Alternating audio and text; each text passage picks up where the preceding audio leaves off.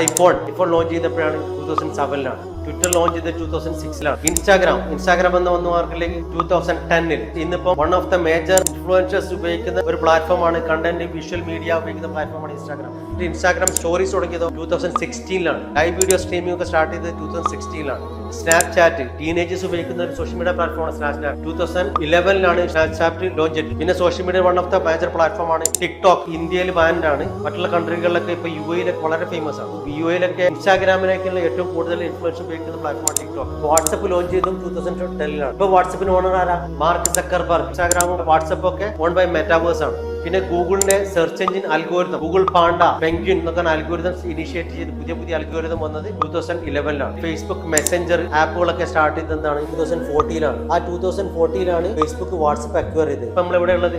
2022 major evolution നടന്നത്.